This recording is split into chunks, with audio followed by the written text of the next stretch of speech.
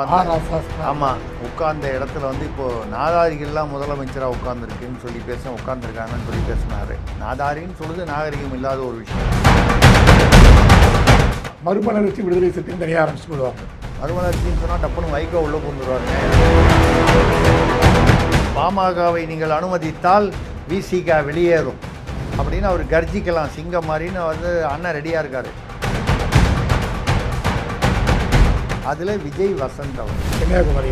ஆமாம், அதாவது 60 வருஷமாக பதுங்கியிருக்கோம். புலி பாயறதுக்காக தான் காத்துக்கிட்டு இருக்கான். 60 வருஷமாக காத்துக்கிட்டு இருந்தால் புலிக்கு வயசாகிடுமே. தாவேக ஆட்சியை காப்போம், காங்கிரஸை மீட்போம். சார் எந்த மார்வாடி கடையில் அடங்கு. திருச்சி சிவா போன்றவர்கள் டெல்லியில் அமைச்சர் ஆவார்கள் 6 மாதத்தில். அது எப்படி பிஜேபியோட கூட்டணி அமைச்சா எப்படி? மை தி பீப்பிள் நேயர்களுக்கு வணக்கம். பல்வேறு அரசியல் பொருளாதார சமுதாய ஆலோசனை நிகழ்ச்சியில் நம்மிடையே மூத்த பத்திரிகையாளர் திருசக்தி சுந்தரம் வந்திருக்காரு. வணக்கம் சார். வணக்கம் ஜெய் சார், சொல்லுங்கள் சார். 2006 அதாவது வந்து ஒரு இதே மாதிரி ஹங் அசம்பிளி திமுக உருவாயிடுச்சு.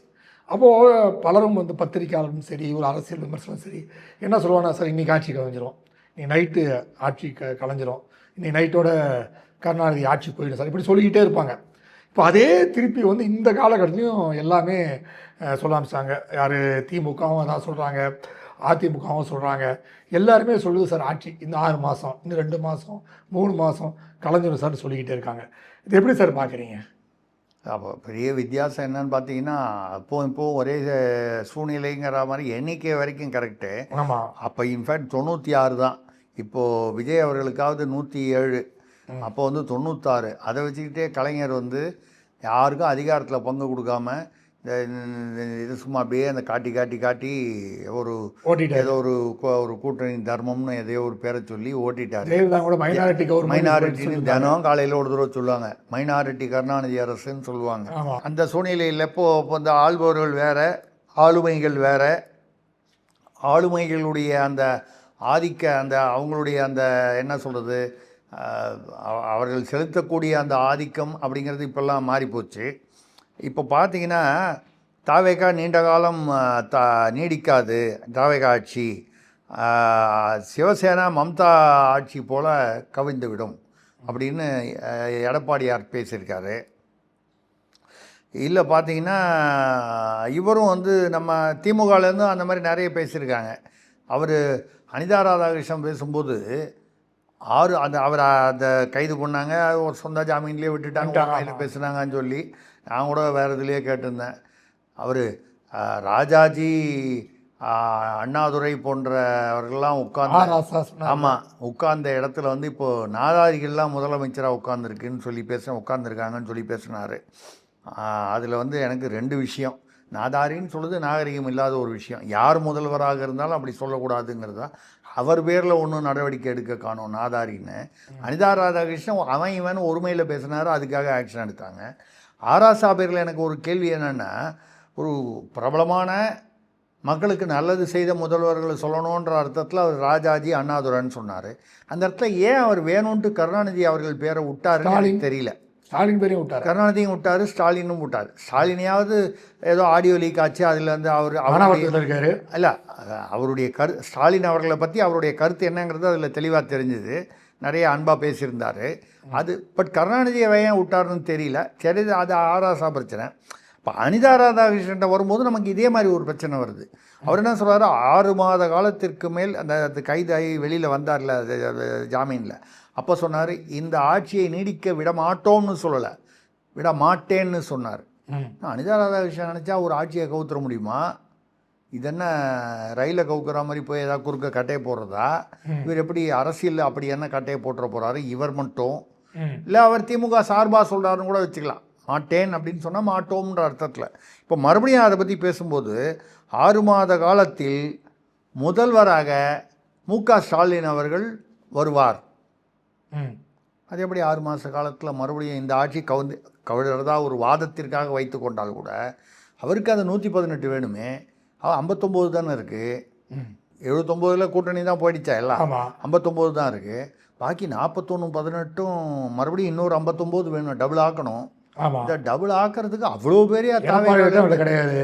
எடப்பாடிக்கிட்டேயே 47 இல்லையே, அதுலேயே கிட்டத்தட்ட 7 முடிஞ்சு போச்சு. பாக்கி 40லையும் எவ்வளோ நிற்கும்னு தெரியல.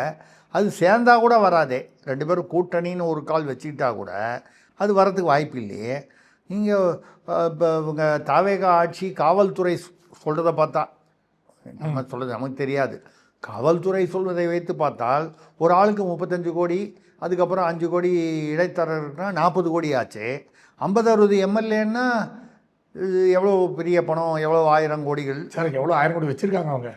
யார் வச்சுருக்காங்க சார்? வச்சிருக்கிறது வேற, கொடுக்கறது வேற. கொடுக்கறதுக்கு மனசு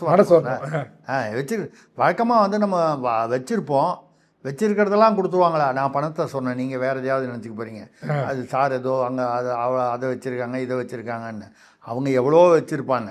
நம்ம பணத்தை பற்றி மட்டும் தான் பேசுகிறோம், சொத்தை பற்றி மட்டும் தான் பேசுகிறோம். மற்றதெல்லாம் கொடுத்தா கூட யார் வாங்கிப்பாங்கன்னு தெரியாது. அது சரி. இப்போது வந்து இவர் பேசுனதை பார்த்தா உதயநிதி கட்சி நடத்துவார், 6 மாத காலத்தில் முதல்வராக மு.க. ஸ்டாலின் வருவார். சரி, இந்த ஆட்சி கவிழ்ந்து மறுபடியும் தேர்தல் வந்தால் திமுக ஜெயித்து விடும்னு ஒரு அர்த்தத்தில் கொஞ்சம் அதை மாற்றி சொல்கிறார். ஆர்வ கோளாறுலையோ சொல்கிறாருன்னு வச்சுப்போம். அதை தாண்டி உதயநிதி கட்சி நடத்துவார். அப்போ அவர் என்ன சொல்கிறாரு? ஸ்டாலின் நடத்த மாட்டார். இல்லை, நம்ம அப்படி தானே புரிஞ்சுப்போம். ஆமாம். அவர் முதல்வர் ஆவார், இவர் கட்சியை நடத்துவார். அப்போ இவர் துணை முதல்வர் ஆக மாட்டாரா? இந்த தடவை அவருக்கு கொடுக்க மாட்டாரா? அமைச்சரவே கிடையாதா? அவர் அமைச்சரே கிடையாது. அவர் வெறும் கட்சி தான் நடத்தணுமா? ஏன் இப்படி அனிதா ராதாகிருஷ்ணன் சொல்கிறார்? முதல்வர் ஸ்டாலினுக்கும் உதயநிதிக்கும் என்ன பிரச்சனை? அங்கே ஒரு அப்பா பிள்ளைக்கு பிரச்சனை, இங்கே ஒரு அப்பா பிள்ளைக்கு பிரச்சனை. அது ஓரளவுக்கு ஏதோ கொஞ்சம் தீர்ந்தது, கொஞ்சம் தீராத மாதிரி இருக்குது. பாமக சைடில், இந்த பக்கம் வைகோ சைடில் ஒரு அப்பா பையனுக்கு மறுபடியும் பிரச்சனைன்னு சொல்கிறாங்க. ஏதோ ஒரு அது மாதிரி வரும்போது இங்கே திமுகலையும் அப்பா பையன் பிரச்சனையா? ஏன் இந்த தமிழ்நாட்டிற்கு இந்த ஒரு சாபம் வந்து விட்டது? இதெல்லாம் சொல்லிட்டு 3வது ஒன்று சொன்னார் பாருங்க, அதில் தான் நான் உணர்ச்சி வசப்பட்டேன். திருச்சி சிவா போன்றவர்கள் டெல்லியில் அமைச்சர் ஆவார்கள் 6 மாதத்தில். அது எப்படி பிஜேபியோட கூட்டணி அமைச்சா எப்படி? இல்லை இந்தியா கூட்டணி திருப்பி ஆட்சிக்கு வருமா? அதுக்குள்ளே 6 மாதத்தில் மோடி ஆட்சி கவிழ்ந்து, பிஜேபி கூட்டணி ஆட்சி கவிழ்ந்து, தேர்தல் வச்சு நாடு முழுக்க இண்டி கூட்டணி, அந்த கூட்டணியில் திமுக விலகிட்டேன்னு, தாவேகா இன்னும் சேரல. இது மமதா வந்து ஏதோ ஒதுங்கி போனாங்க, கெஜ்ரிவால் ஒதுங்கி போனார். இவ்வளவு இதில் இண்டி கூட்டணி ஜெயிக்குமா? ராகுல் காந்தி பிரதமராகி கிட்டத்தட்ட நீங்கள் வந்து என்னை வந்து திருசக்தியார் இந்திய ஜனாதிபதி ஆவார்னு சொல்கிற மாதிரி இருக்குது. அந்த மாதிரி ஒரு கற்பனை குதிரையை தட்டி விட்டா மாதிரி தெரியுது. அதில் வரும்போது நம்மளுடைய கேள்வி, திருச்சி சிவா வந்து அமைச்சர் ஆகிறதுல நமக்கு எந்தவித இதுவும் இல்லை. எனக்கு கூட அவர் தெரிந்தவர் தான். சில முறை விமான பயணங்கள் அங்கங்கே பார்த்துருக்கோம், பேசியிருக்கோம். அதெல்லாம் சரி. அவர் பொண்ணு தாவேகா போயிட்டு தான் செய்தி வந்தது. அது காயத்ரி சிவா அவர்கள் போயிட்டாங்க. அது அவங்க பேரில் ஏதோ ஒரு எஃப்ஐஆர் போட்டாங்க 1 வாரம் முன்னால், வேறு ஏதோ நில மோசடின்னு. உடனே தாவேகா போயிட்டாங்க. நாங்கள் யார் பேரில் எஃப்ஐஆர் விழுந்தாலும் அவங்களாம் தாவேகா வாங்கிட்டு போயிடுவாங்க. ஏன்னா அங்கே போய் இந்த எஃப்ஐஆரை காமிச்சா தாவேகாவில் வந்து உடனே அது ஒரு இது மாதிரி, இந்த என்ட்ரி பாஸ் மாதிரி. ஏங்க இங்கே வந்திருக்கீங்களே, என்ன விஷயம், எஃப்ஐஆர் எதாவது இருக்கா? இருக்குங்க, நம்பர் காமிங்க, ரைட் வாங்க உள்ள வாங்க. இது தாவேகாவில் ஒரு புது பாலிசி வச்சுருக்காங்க. சரி, அந்த வகையில் வந்து அவங்களாம் போனாங்க. திருச்சி சிவா அவர்கள் மத்திய அமைச்சர் ஆவார். டெல்லினா மத்திய அமைச்சர் தான். என்ன டெல்லி மாநிலத்திலே போய் ஆக போகிறாரு? அது இல்லை. அப்போ எனக்கு என்னென்னா, இவர் எந்த ஒரு திருச்செந்தூர் எங்கே வருது? தூத்துக்குடி மாவட்டம். அது இவர் எங்கே வந்து இவர் எம்எல்ஏவாக இருக்கிற தொகுதியில் யார் எம்பி? கனிமொழி அவர்கள் தலைமை குடும்பத்துடைய அதே குடும்பம், ஆனால் கிளை குடும்பம். திருச்சி சிவா கனிமொழி போன்றவர்கள் அமைச்சர் ஆவார்கள் சொல்லியிருக்கலாம், இல்லை கனிமொழி போன்றவர்கள் அமைச்சர் ஆவார்கள் சொல்லியிருக்கலாம். திருச்சி சிவாவை சொல்லிவிட்டு கனிமொழி அவர்கள் பெயரை வேண்டுமென்றே விட்டு விட்டாரா? இதற்கு என்ன காரணம்? உதயநிதி கட்சி நடத்துவார்னு சொல்கிறாரு, அமைச்சர் ஆக மாட்டார்ன்ற அர்த்தத்தில் சொல்கிறார். அப்போ ஸ்டாலின் அவர்களுக்கும் உதயநிதிக்கும் பிரச்சனையா? நமக்கு தெரியாத. கனிமொழி அவர்கள் பேரை விட்டுட்டு திருச்சி சிவாவை சொல்கிறாரு. அப்போ மறுபடியும் ஸ்டாலின் உதயநிதி அவர்களுக்கு கனிமொழியுடன் பிரச்சனையா, இல்லை இவருக்கு அவர்களுடன் பிரச்சனையா? நமக்கு தெரியல. அனிதா ராதாகிருஷ்ணன் சொல்கிறதுக்கெல்லாம் நம்ம வந்து பதில் சொல்ல முடியாது. அவர் என்ன அர்த்தத்தில் சொல்ல நம்ம புரிஞ்சுக்க ட்ரை பண்ணுறோம். இதில் சொல்லும்பொழுது இப்போ நீங்கள் ஆளுக்கு ஒரு கட்சியில் ஒன்று சொல்கிறாங்கன்னும் போது, திமுக இப்போது இல்லை, அதிமுகவும் இப்போது இல்லை. ரெண்டையும் ரப்பர் வச்சு, ஸ்லேட்டில் ரப்பர் மாதிரி வச்சு அழிச்சுட்டாங்க. தாவேக ஆட்சியை காப்போம், காங்கிரஸை மீட்போம். எங்கிருந்து சார்? எந்த மார்வாடி கடையில் அடகு வச்சுருக்காங்க அப்படின்றதுக்காக அந்த ரசீது எங்கே இருக்குன்னு கேட்குறீங்க. ஆமாம், யார் வச்சிருக்கா அந்த ரசீதை? யார் வச்சுருக்கா? நம்ம சொல்கிறது காங்கிரஸை. காங்கிரஸில் அடகு வச்ச ரசீதை. ஆமாம், யார் சொல்கிறாங்க? தங்கபாலுன்னு ஒருத்தர் இருந்தார் காங்கிரஸ். ஆமாம்மா, கேள்விப்பட்டிருக்கீங்களா? முன்னாள் மாநில தலைவர். முன்னாள் மாநில தலைவர். டிரான்ஸ்லேஷன் வல்லுநர். என்ன சொன்னீங்க? வல்லுனர் கரெக்டு. அதே தான், அந்த நர் தான். அந்த நர் தான் இப்போவும் பேசியிருக்காரு. என்னன்னா இந்த மாதிரி பேசியிருக்காரு அவர். எனக்கு புரியுது, ரொம்ப நாளாக தங்கபாலு லீவில் இருந்தார், காங்கிரஸில் இருக்கார் அவர் அப்படின்னு நிறைய பேர் சந்தேகப்பட்டிருந்தாங்க. இருக்கேன் ஐயா, உள்ளேன் ஐயா அப்படின்னு சொல்கிறதுக்கு அவர் கரெக்டாக அது சொல்கிறாரு. இவர் சொன்ன ஜோக்காவது சரி, எங்கேயோ காங்கிரஸ் அடகு வச்சுருக்காங்க. முன்னால் யார்கிட்ட அடகு வச்சுருக்கணும்? திமுகவில் தான் அடகு வச்சுருந்தாங்க. காங்கிரஸை மீட்போம். அதான் இங்கே வந்துட்டீங்களே, இங்கிருந்து வரக்கூடிய பணத்தை வைத்து. நான் சொல்கிறது வந்து அடகுன்னா பணம் வச்சு தானே. ஆமாம், அடகு மார்வாடிகிட்ட போய் அடகு வச்சா எதுக்கு வைக்கிறோம்? ஏதோ ஒரு அவசரத்துக்கு தான். அதை இங்கிருந்து வாங்கி அதை மீட்டுக்கலாமே காங்கிரஸை. அதுக்கு தான் உங்களுக்கு ஒரு வாய்ப்பு கிடச்சிருக்கு. சோஃபா கிடச்சிருக்கு, சோஃபாலாம் இருக்கே, சோஃபா வச்சுக்கிட்டு நீங்கள் மீட்கலாமே. ஏன் அது இவ்வளோ ஆதகமாக பேசுகிறாரு? சரி, இன்னொன்று பார்த்தீங்கன்னா 60 வருடங்களாக பதுங்கி இருந்தோம். புலி பாய்வதற்கு நேரம் பார்த்து கொண்டிருக்கிறது. புலி கன்னியாகுமரி எம்பி. ஆமாம், நீட் தேர்வில் ஒரு உயிர் கூட போகக்கூடாது அப்படின்னு இந்த ஏதோ சேலத்தில் நீட்டு சமாச்சாரமாக ஒரு கூட்டம் போட்டாங்க. அதில் விஜய் வசந்த் அவர் கன்னியாகுமரி எம்பி. ஆமாம், அதாவது 60 வருஷமாக பதுங்கியிருக்கோம், புலி பாயறதுக்காக தான் காத்துக்கிட்டு இருக்கான். 60 வருஷமாக காத்துக்கிட்டு இருந்தால் புலிக்கு வயசாகிடுமையா, அதுக்கப்புறம் அது பாயவே முடியாது, எந்திரிச்சு நிற்கவே முடியாது. 2 பேர் அதுக்கே சுகர் பிபிலாம் வந்துருக்குமே. அது கண்ணாடி வேறு போடாமல் ஸ்பெக்ஸ் வேறு போடணுமே, அதுக்கு எங்கே பாயணும்னு தெரியாது. இவருக்கு வந்து விஜய் வசந்த் வந்து இளைஞர். ஆமாம், நம்ம தமிழ்நாட்டில் வந்து அரசியலில் வந்து 60 வயசு வரைக்கும் எல்லாருமே இளைஞர் தான். நீங்கள் இளைஞர் தானே? ஆமாம், அதான் கேட்டேன். அதனால் வந்து இளைஞர். அப்போ வந்து அவருக்கு தெரியாமல் இருக்கலாம். இந்த நீட் தேர்வை கொண்டு வந்ததே காங்கிரஸ் அரசு தான், யூபிஏ அரசாங்கத்தின் போது தான். அதில் கையெழுத்து போட்டது காந்தி செல்வன் என்கிற திமுகவை சேர்ந்த இணையமைச்சராக, சுகாதாரத்துறை இணையமைச்சராக வருது. இதெல்லாம் பாவம் அவருக்கு தெரியல. அவர் அப்பா காலத்தில் நடந்தது, அவருக்கு தெரியாமல் இருக்கலாம். இப்போ காங்கிரஸ்லேயும் இந்த மாதிரி வந்து ஒரு, ஏன்னா காங்கிரஸ்னாலே அது காமெடி அப்படிங்கிறது வந்து தமிழ்நாட்டில் எல்லாருக்கும் தெரிஞ்சது. இப்போ தங்கபாலு ஒரு காமெடி பேசினார், விஜய் வசந்த் ஒரு காமெடி பேசினார். இன்னொரு விஷயம், இப்போ ஒரு 2 நாட்களுக்கு முன்பு ஒரு கூட்டத்தில் வந்து திருமாவளவன் பேசும்போது எனக்கு அமித்ஷா ஃபோன் பண்ணி பர்த்டே விஷ் பண்ணார், வைஷ்ணவா அவர்களும் ஃபோன் பண்ணி பர்த்டே விஷ் பண்ணார் அப்படின்ற விஷயத்த சொல்லியிருக்காரு. திடீர்னு ஏன் பிஜேபி மேலே இந்த பாசம் அப்படிங்கலாம் பார்க்கும்போது இப்போ வந்து பாமக தாவேகா கிட்ட நெருங்கிட்டு இருக்கு. ஸோ இவங்க ஒரு ஷாக் தட்டுறதுக்காக பிஜேபி நெருக்கமானவனு காட்டுறதுக்காக அமித்ஷாலாம் ஃபோன் பண்ணி 4 வாட்டி ஃபோன் பண்ணி விஷ் பண்ணலான்னாரு. நீங்கள் எப்படி சார் பார்க்குறீங்க? இல்லை, பாமக வந்து நெருக்கம் காமிக்குதுங்கிற கோவத்தில் தான் நிறைய வந்து புலம்புறாரு. நான் வந்து அதாவது திமுகவை வந்து துரோகிலாம் சொல்ல ஆரம்பிச்சார். ஆமாம், மறைமுகமாக. ஆமாம், 4 நாள் முன்னால் என்ன சொன்னார்னா, பதவி கிடைத்து விட்டது என்பதற்காக பழைய உறவை வந்து புறந்தள்ளுவது உகந்ததல்லன்னு சொன்னார். ஆனால் இவர் உறவுன்னு சொல்கிறத தவிர அங்கே ஒன்றும் சொல்ல காணும் திமுகவில். அதே மாதிரி வந்து இப்போ பேசியிருக்காரு, விசிகாவை பலவீனப்படுத்த திமுகவும் முயற்சி செய்தது. சங்கோலி விழா இருக்குது பாருங்க, அதுக்கு போல 30 வருஷ விழா, அது 30 வருஷம் என்னமோ ஆச்சுன்னு சொல்லி விழா கூப்பிட்டாரு. அவர் நோபல் பரிசு கொடுக்கலான்னு சொல்லி கிண்டல் பண்ணாருன்னு சொல்லி அதுக்காக கோச்சிக்கிட்டு போல ரவிக்குமாரும் போல நினைக்கிறேன். போல விசிகா புறக்கணித்ததுன்னு வச்சுங்க. அது வந்து ரைட், அது புறக்கணிச்சிட்டு போகிறாங்க. சங்கொல்லி தான், வைகோ தான். வைகோவே அவருக்கு இருந்த 2 பேருமே அந்த பக்கம் அங்கேயே தங்கிட்டாங்க.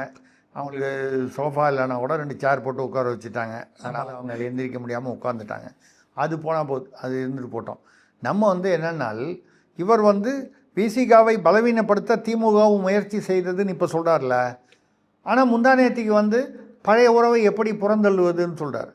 உங்களை வீழ்த்துவதற்கு, பலவீனப்படுத்துவதற்கு முயற்சி செய்த திமுகவோட எதுக்கு ஏன் முந்தானேத்து வரைக்கும் வந்து உறவு கொண்டாடணும்னு ஆசைப்பட்டீங்க? இப்போ வந்து பாமக நெருக்கமாக வருகிறது. அநேகமாக விஜய் முதல்வர் விஜய் போடுற கணக்கை வந்து நம்ம வந்து சரியா தவறா என்பதை விட யதார்த்தம். 4 பேர் இங்கே ஒரு கால் 2 பேர் போனாலும் 4 பேர் வராங்க, சேஃப்டி நம்பர் இன்க்ரீஸ் ஆகுது. அவரும் வந்து பார்த்தீங்கன்னா பாமக அன்புமணி ராமதாஸ் அவர்கள் விரைவில் மகிழ்ச்சியான செய்தி சொல்லுவோம் அப்படின்னு எப்படியும் சௌமியா அவங்களுக்கெல்லாம் வந்து அமைச்சர்களை போஸ்ட் தான் சொல்கிறேங்க. மகிழ்ச்சியான செய்தினா யார்? தொண்டர்களுக்காக மகிழ்ச்சியான செய்தி, அவருக்கு குடும்பத்திற்கு. அது வழக்கமான அரசியல் எல்லா அரசியல் கட்சியிலையும் தானே. அதனால் அவர் வந்து மகிழ்ச்சியான செய்தி அப்படின்னா பாமகவிற்கு ஒரு அமைச்சர் உண்டு. அந்த அமைச்சர் அநேகமாக பாமக தொண்டர்கள் எல்லாரும் இணைஞ்சு சௌமியா அன்புமணி அவர்கள் தான் அமைச்சராக வரணும்னு சொல்லி எல்லாரும் கை காலை உழைச்சிக்கிட்டு அழுதாங்க. அதனால் வந்து அவங்க அமைச்சராகிட்டேன்னு சொல்ல போகிறார். எல்லா கட்சியிலையும் நடக்கிறது தான் அந்த கட்சியிலையும் நடக்க போகுது. அந்த வகையில் அவர் இதெல்லாம் சொல்ல அண்ணன் திருமாவளவனுக்கு டென்ஷன் அதிகமாகுது. அதை வந்து அவர் டென்ஷனாக 1 இயர்ஸ் டென்ஷன் ஆன மாதிரி தெரியலையே. 1 இயர்ஸ் டென்ஷன் ஆன மாதிரி தெரியலையே. அதுதான் டென்ஷனுக்கு காரணமே, திருமாவளவன் டென்ஷனுக்கு. நீங்கள் அதை புரிஞ்சுக்க மாட்டேன்றீங்க. இப்போ வந்து பாமகவை நீங்கள் அனுமதித்தால் விசிக வெளியேறும் அப்படின்னு அவர் கர்ஜிக்கலாம் சிங்கம் மாதிரின்னு வந்து அண்ணன் ரெடியாக இருக்கார், எழுச்சி தலைவர். நீங்கள் வெளியேறுங்கன்றுவாங்க. நீங்கள் வெளியேறுங்க அப்படின்னு சொன்னால் வன்னி அரசு வந்து வெளியேறீங்களா, சரிங்க அப்படின்ட்டு. ஆனால் இருக்கிற 2 சட்டமன்ற அவர் ஜோதிமணி இன்னொரு எம்எல்ஏ, அவர் ஏதோ காங்கிரஸில் இருந்தவர், அவர் கூட்டு வந்து இப்போ அதாவது திடீர்னு கல்யாணத்தில் மாப்பிள்ளை வந்து திருமண மண்டபத்தை விட்டு ஓடி போயிடுவான். அப்புறம் திடீர்னு அங்கே பார்த்துட்டு தம்பி இங்கே வா அப்படின்னு சொல்லி உட்கார வச்சுக்க. அந்த மாதிரி வந்து எம்எல்ஏ ஆனவர். அவர் ஏன் விட்டுட்டு போவார்? அதை அப்படி கிடச்சது ஃப்ரீயாக ஓசியில் கிடச்சதுன்னா மாதிரி வந்தது. ஓசியிலன்னு சொல்லுறது எதிர்பாராமல் அந்த மாதிரி வந்த அவரும் வரமாட்டார். அப்போ 2 சட்டமன்ற உறுப்பினரும் வரலன்னா விசிக என்பது யார்? சிவசேனா மாடல்.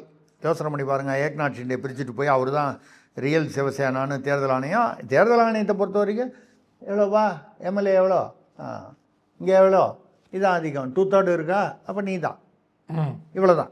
தேர்தல் ஆணையத்தோட வேலை வந்து வெறும் நம்பர். அந்த நம்பர் பிரகாரம் பார்த்தா 2 எம்எல்ஏ வந்து வன்னியர்ஸ் வந்து இல்லைங்க நாங்கள் விலகலை, நாங்கள் தான் உண்மையான விசிக அப்படின்னு சொல்லிட்டா திருமாவளவன் என்ன செய்வார்? கட்சியுமே அவர் கையை விட்டு போயிடும். இவர் என்ன செய்யணும்?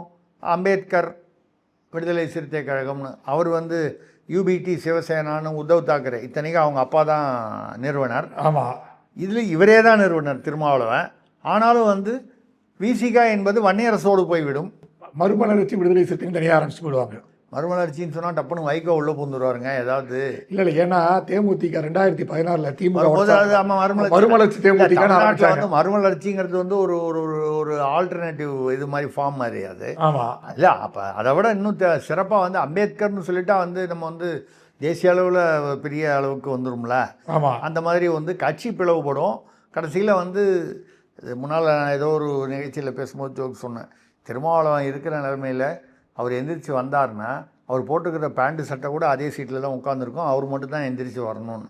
கிட்டத்தட்ட அந்த சூழ்நிலை இப்போ வரா மாதிரி தெரிகிறதுனால தான் அண்ணன் திருமாவளவனுக்கு கொஞ்சம் பிபி அதிகமாகுது. அதில் வந்து திடீர்னு இப்படி பேசுகிறாரு, திடீர்னு திமுகவை துரோகிங்கிறாரு, திடீர்னு பாஜகவோட நெருக்கம் காமிக்கிற மாதிரி பேசுகிறாரு. ஒருவேளை என்ன சொல்கிறாங்கன்னா, இப்போ வந்து தனக்கு வந்து பாஜகவோட நெருக்கம்னு காமிச்சிட்டாரு. இப்போ ஒரு சொன்னார், எனக்கு அமித்ஷா வந்து ஃபோன் பண்ணார், நான் ஃபோன் பண்ணேன், எடுத்தார், வாழ்த்து சொன்னார், அப்படிலாம் ஹவ் ஓல்ட் ஆர் யூலாம் கேட்டார் அப்படின்ட்டு. இப்போ அது எனக்கு தெரிஞ்சு ஆகஸ்ட் தான் அவர் பர்த்டே. அது போன ஆகஸ்ட் நடந்த சம்பவத்தை இப்போ சொல்கிறார். இப்போ அடுத்த ஆகஸ்டே வந்துருச்சு. ஆமாம், ஒருவேளை வந்து பாமக உள்ளே வந்து விட்டால் இந்த விடுதலை சிறுத்தை பாஜகவுக்கு ஆதரவு தெரிவித்து ஒரு எம்பி வாங்கிட்டு இப்போ எம்பியாக இருக்கார், ஒரு எம்பியில் வந்து மினிஸ்ட்ரி வாங்கிடலான்னு பிளான் பண்ணார் சென்ட்ரலில் அப்படின்னு ஒரு யூகம் சொல்கிறாங்க. எப்படி சார் பார்க்குறீங்க? பட் எனக்கு தெரிஞ்சு இவரோட கட்சியில் இவர் மட்டும் தானே எம்பியாக இருக்கார். ஆமாம், ஒரு எம்பிக்கெலாம் அங்கே வந்து கொடுப்பாங்களான்னு தெரியல. கொடுக்கலாம், கொடுக்கக்கூடாதுன்னு நம்ம சொல்ல முடியாது. ரெண்டாவது பெரிய கொள்கை கோட்பாடு கொத்தவரங்கால நம்ம பேச முடியாது.